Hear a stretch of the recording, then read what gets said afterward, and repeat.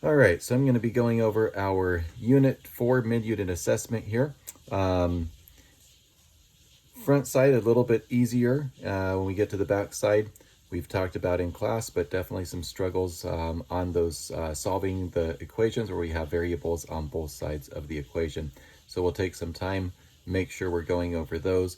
For the sake of time, I may not go over every one. We'll just see when we get there, I guess.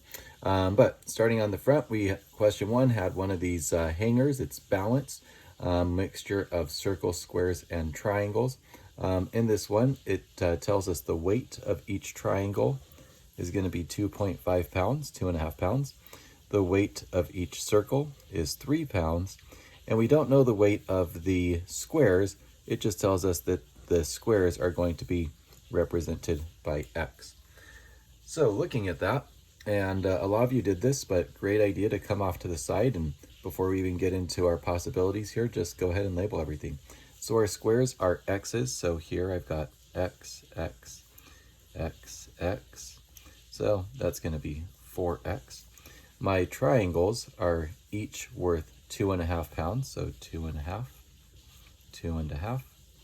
So there's 5 pounds there. And my circles are each worth 3 pounds. So another 6 pounds in circles. So when we get over here, I still got to do the other side, but when we get over to our equations, anything that would represent what we have on both sides, of course, together, would be a valid response. But we'll get there in a second. Here again, 2 x's, 1 triangle, 2.5 pounds, and 1, 2, 3 circles, each worth 3 pounds. So that's plus another 2.5 pounds and plus another 9 pounds. So moving over here, a few of us picked A. A does have 4 x's here and 11 pounds, which would be our 5 and 6, 11 pounds. On this side, however, only 1 x, which would tell us that this is not going to work. The weight here is right. 9 and 2.5 pounds would be 11.5. However, we are missing an x. So A would not be one of our options. B, 2x equals 1/2. Let's see if we work that one out. If we started working through this, we could say get rid of an x there and an x there, an x there and an x there. So now I'm down to just 2x on this side. Continuing on, so to 0.5, I can get rid of a circle, another circle, and another circle. So that's going to leave me with 3 here for this circle. And I can also eliminate one of these triangles on each side, a triangle here and a triangle here. So now I am left with 2x and 2.5 pounds. I'm going to just come off to the side of B here and write that. 2x plus 2.5 pounds equals, we don't have any x's left, only 3 pounds over here. So I'm going to go ahead and move my 2.5 pounds to the right side of this equation so that I isolate my x's, subtract my 2.5 here, and subtract 2.5 here, and that's going to give me 1/2. So this would be a valid equation that would represent this one correctly. C, if we went through, we would find that C does not work. We have 4 x's, 5 and 6, just like we started with over here, 2 x's, 2.5, and now only 6 for those 3 circles where it should be 9. So that is not going to work for a equation representing this hanger. When we get to this one, our work up here actually shows us already that this one's true. This is right where we got 2x plus 2.5 equals 3. So without too much effort, we can see that that one definitely works. And finally, if we took all of these, most of us actually got this one, but if we took just went straight down the side here, there's our 4x, 2.5, 2.5, 3 and 3, 3 and 3. And on the opposite side, 2x represented there, 2.5, 2.5, 3, 3, and 3, 3, 3, and 3. So we had 3 possibilities here, B, D, and E. When we got to number 2 here, this is asking which equation, singular, would represent, would actually have both of these coordinates as a solution. So if we went and plugged them in to A, B, and C, we would see that each A, B, and C do work for one or the other, but not for both. The only one that works for both is D. And just to kind of illustrate that, let's go ahead and plug these in. Of course, when we have our coordinates, X is always on the left and Y on the right, X and Y again. So plugging in my Y for the first set, 5, 7. 7 equals 2 times X is 5 and minus 3. So 7 equals 10 minus 3, and clearly that is true. So we know that that works for 5, 7. Let's check it out for 8, 13. 13 in for Y equals 2 times 8 minus 3. And 13 equals 2 times 8, 16, minus 3. 16 minus 3, 13. So D is our correct response there. Decide for each of these. This one was not one of the ones that gave us only true for one solution. We are only looking at always and never on these. And if you remember, the ones that are never true would have one shared value on each side and then one differing value. Our ones that are always true are exactly the same on both sides. So that's really all I'm looking for as I go through this. When I look at A, I have X and X, so that's the same, but a negative 13 and a positive 1, those differ, so this would never work. So I'm just going to put in for never. B, X and X again, so that's a shared value, but a positive 1/2 and a negative 1/2, those differ. Those are actually a whole number apart, right? 1/2 on the positive side of 0 and 1/2 on the negative side of 0. C, let's see if I multiplied this through, 2x plus 6 equals, over here I'm going to combine my 5x and my negative 3x. That's going to give me 2x plus 6. And I can see I am exactly the same on both sides. 2x plus 6 equals 2x plus 6. So this would be an always true. Moving down, x minus 3. Over here I have 2x and a negative x. If I put those together, this side would become x minus 3. And again, what I did there, I just combined my like terms. Negative x and a positive 2x just gave me a single x. So that's going to replace this side. And now I have x minus 3 equals x minus 3. That would be another always true. Lastly, a lot of people picked E because we did not distribute fully. So a lot of people said, oh yeah, that 3 times x would give me 3x. And they left this as just a negative 5 rather than a negative 15. So negative 15, we need to make sure to distribute that 3 to the x and to the negative 5 equals 2x, distributing that 2, minus 10, plus our x. When I pull my x in over here, combine my like terms, it's going to be close. 3x minus 15 equals 3x minus 10. Not quite the same. So be careful there. A lot of people missed it because of the distributing those, distributing to our negative 5s in both cases. So this, again, we have one shared, one not shared value. This would be never true. All right. On to page 2, the tough stuff.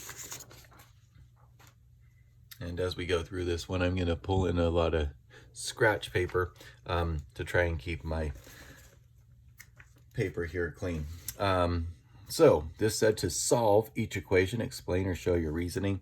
Explaining would take paragraphs to do, so certainly make more sense to show our reasoning here. But let's look at our first one here. We have 2b, or not 2b. Bad dad joke, sorry about that.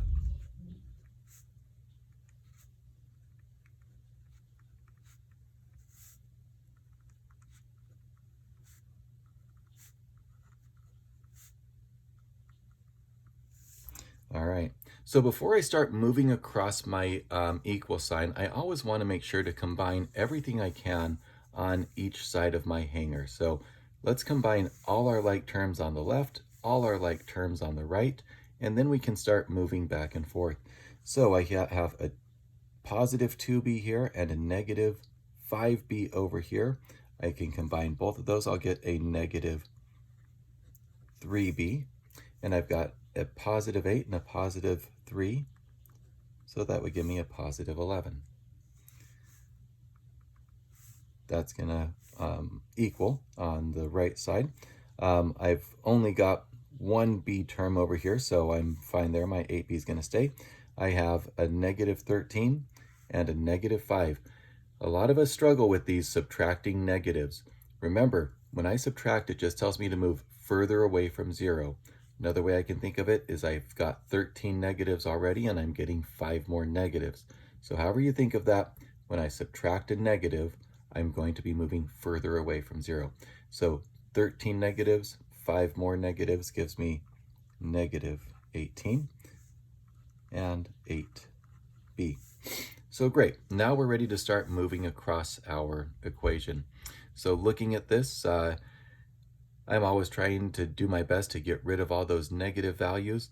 If I add a 3b over here, that's going to cancel out that. Add 3b, balance my hanger, get 11b over here. And now on this side, I'm going to add 18, cancel that out. 18, and I successfully got rid of my negative values. That's great. And now I have 29. So 29 equals 11b. So when I'm looking at this, remember, this multiplication is simply repeated addition. So really on the right side of my hanger, I have 11 b's, b plus b plus b plus b, and so on. I have 11 b's, and together those 11 b's weigh 29 pounds or have a value of 29. So how do I figure out the value of each b individually? Well, I've got to divide that out, right? So 11 divided by 11 get me down to a single b on that side, and on this side 29 elevenths. So b equals 29 elevenths, which is also 2 7/11, or that would be something like 2.63 and some repeating decimal after that. But that's what we were looking at there. All right, next one. We have 2x plus 7 minus 5x plus 8 equals 3 times 5 plus 6x minus 12x. And I'm going to pick up the pace a little bit here. Combining my like terms, 2 and negative 5, once again, negative 3x. 7 and 8, a positive 15, equals, I am going to kind of write this smaller up here, 15 and 18x minus 12x. Combining these like terms as I come down, this is gone. I just multiplied that through. So my 15, I don't have any other whole numbers there, 15 comes down. Positive 18x and a negative 12x is going to give me 6x. All right. I can get rid of, I'm already seeing a problem with this one. Notice, we talked about this on the last page on the other side. Remember, if I have one shared term, x and x, and one shared value, and then one differing value, a negative 13 and a positive 1, that will never work out. I can never get that equation to work. And I'll show you why on this one. But let's say I get rid of my 3 over here. Let's just add that guy out and balance it over here. So 9x 15 equals 15 plus 9x. So this could never become balanced because this would be balanced. If I had 15 and 15, that's balanced. However, I have an additional 9x over here that will never allow this side to become balanced. So this actually can't be done.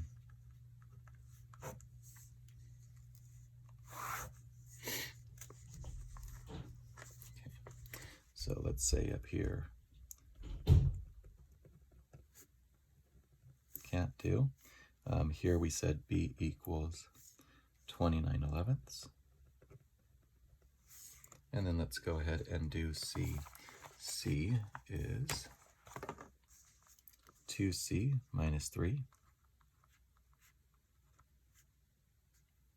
And that equals 2 times 6 minus c plus 7c. So let's work on that one. All right, so here, everything's already combined. Nothing to do on that side. Let's multiply this guy through. 2 times 6, 12. 2 times negative c would give me negative 2c plus 7c. I'm going to bring down my left side of my hanger. 2c minus 3 equals, combining my negative 2 and positive 7, 12 plus 5c. Now, sorting everything, I can, I'm looking at this, I think this might end up being negative, but I'm going to get rid of this negative 3 by adding. Yeah, I'm going to end up negative. And add over here 15. Let's move all my c's to the left. Here's where I'm going to end up with a negative value. Subtract out that 5c.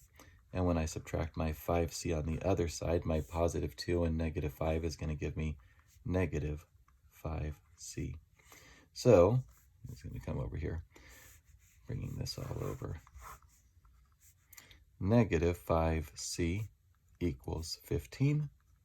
Again, I have 5 c's spread out on this side of the hanger, 5 circles, 5 triangles, whatever, and 15 pounds on the other side. So how much does each one have to weigh? Well, I'm going to divide that out. Of course, this is a negative 5. So negative 5 cancel out, leave my c alone over there. Divide by negative 5 here, and c will equal negative 3.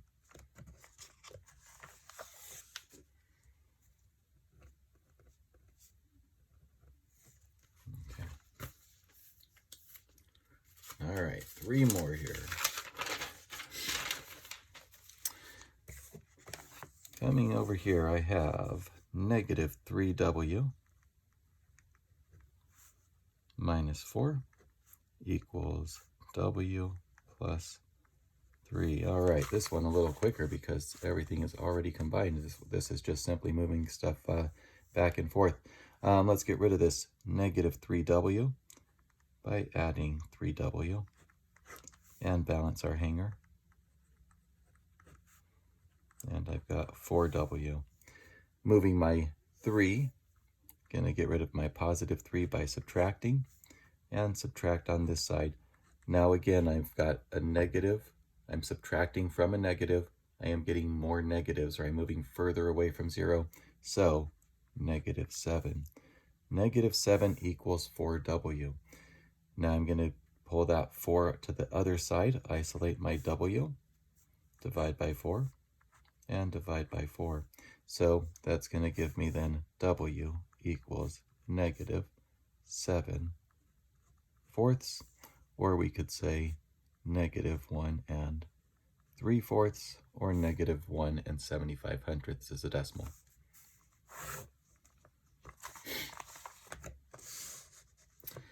All right, B,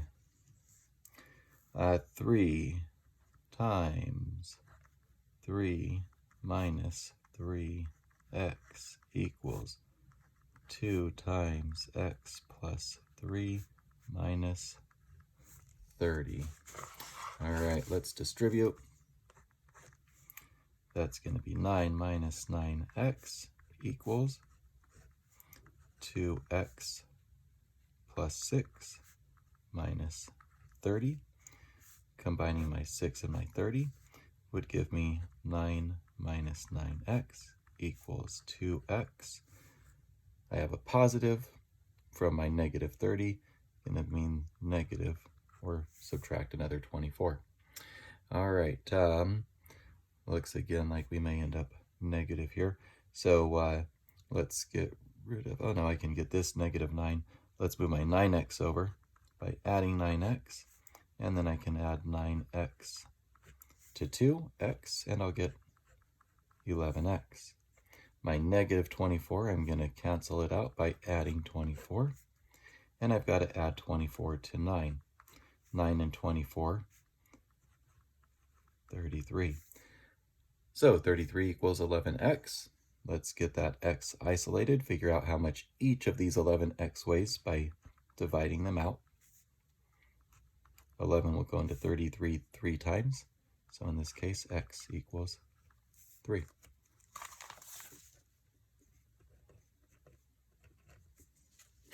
Whoops. I forgot to transfer that w over. W was negative 3 1/4. That's not right. It was negative 1 1/4.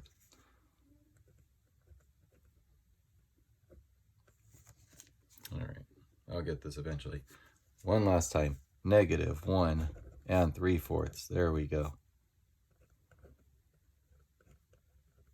All right, there is our W. One more to go, and this is a tricky one. So let's see how to approach this. We've not had a lot of practice with these where we have these fractions here, or sometimes that might even be written under it, like z plus 4 divided by 3. It would be the same way to get rid of this times 1/3, and let's take a look at that here. So we have 1/3 times z plus 4 minus 6 equals 2/3 times 5 minus z. So I know that if I could multiply these through, and I'm going to end up with a lot of weird things. I'll end up with, 1/3 z plus 1 1/3 minus 6, and I'm going to end up with a lot of fractions. It's going to make this a lot tougher to work with. But I can get rid of these fractions by multiplying by a number that would eliminate these on both sides. And what I want to do is look at my denominators. Here I'm lucky to be working with a denominator that's already common, 3 and 3. So when I multiply 3 wholes, I'm going to be able to get rid of these fractions. So what I'll do is, I want to do that equally to both sides, right? Keep my hanger balanced. So I'm going to over here multiply this side by 3. So let's say times 3. Now, if I'm multiplying by a whole number and a fraction, I can simply, put a 1 under my whole number, and now I'm multiplying by 2 fractions. I can see that 3 times 3 and 3 times 1 and 1 times 3 would give me 3/3, which would be 1. I can also cross cancel those 3's, and 1 times 1, 1 times 1. So now this is it. So that's going to leave this alone. There would be a 1 out here, but we don't really need to write that, because then if I distribute 1, I'd still end up with z plus 4. So that's good.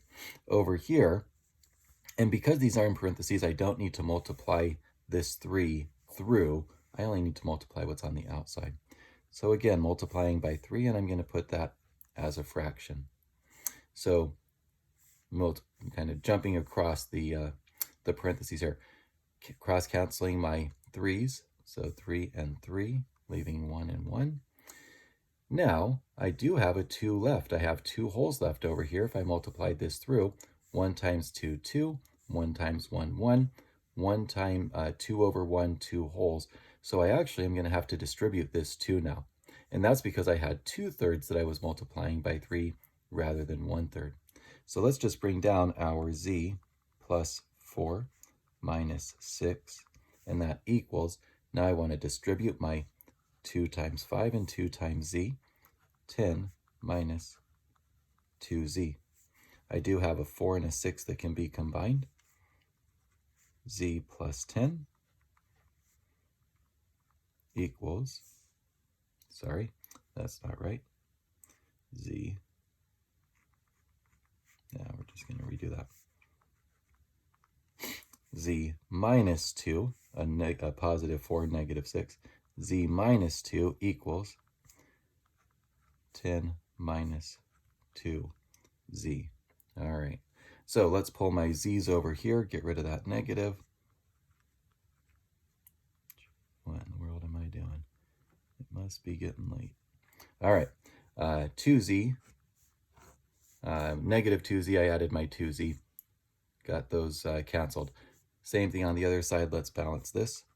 2z plus z would give me 3z. Add 2 over here to cancel out that negative 2, and add 2 on this side, 12. So now I have 3z equals 12. So each z is going to have to be, is going to have the same weight. 3 z's are combining to make 12. Let's divide that by 3 on both sides. And z then equals 4. So there is our more difficult one there. Probably the most difficult of the 6, except some of us kind of forgot you can't do that. A lot of people put 0, and I did give you half credit for that because your math was good if you got to that point. Anyway, let's get our z on there. We said that z equals 4. All right. Okay, this one we only got to just 2 lessons before we took the test, so we didn't have a lot of time to practice this one. Basically, we have 2 lines, we have 2 linear equations that are traveling at different rates. They are going to intersect.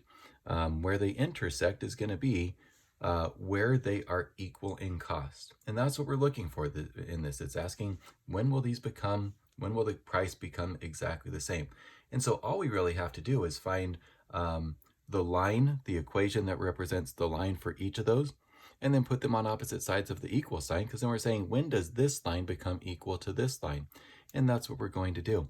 So looking at this one, it tells us cell phone A costs $70 per month, and it comes with a free, so we don't need to worry about this $500, a free $500 phone. Cell phone plan B costs $50 a month. These are our constants, right? Per month.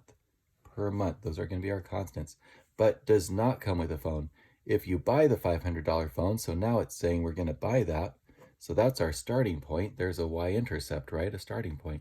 If you buy the $500 phone and choose plan B, how many months is it until your cost becomes the same as plan A? So plan A is pretty easy. This is proportional.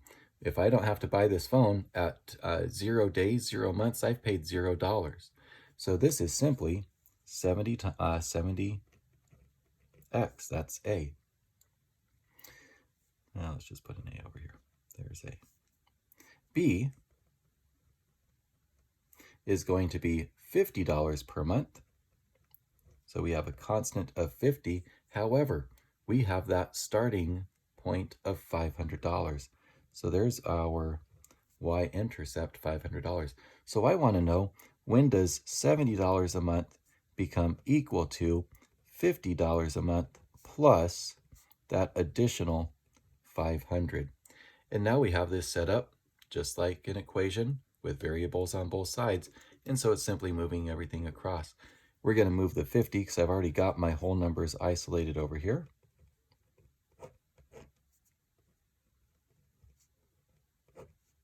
So 20x equals 500, and 20 will go into 500, or I could even cancel out those zeros, 25 times. So x in this case, which is representing our months, right, per month, x equals 25. So the answer to this question would be 25 months.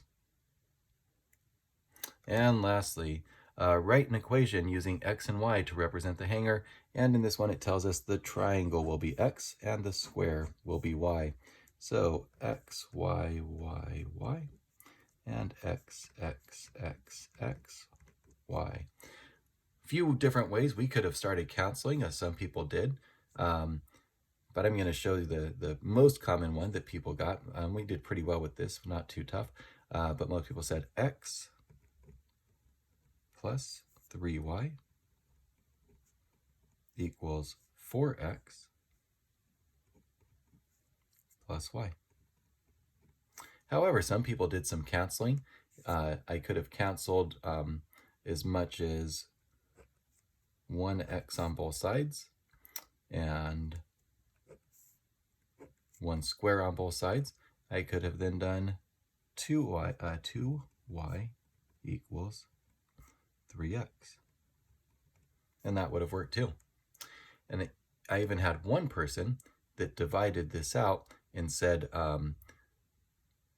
y equals 1.5x, which only one person did that, but that worked as well. So a few different things you could have done there. Then it tells us if x is 6, what is y? Well, so if we have this, and we have this one that's pretty simplified already, let's plug that into here. Plug that right in. There's an x, put that in there. So 2y equals 3 times 6, 18. So there's 2 y's that together equal 18. Divide out that 2. And y equals 9. All right. So hopefully that gives a little, lends some clarity, helps you figure out any of your struggles. And again, please come see me if there is anything that you're still struggling with. We're getting pretty deep in the unit at this point. Only a few lessons left, and we definitely need to get some of these concepts cemented in before our final test.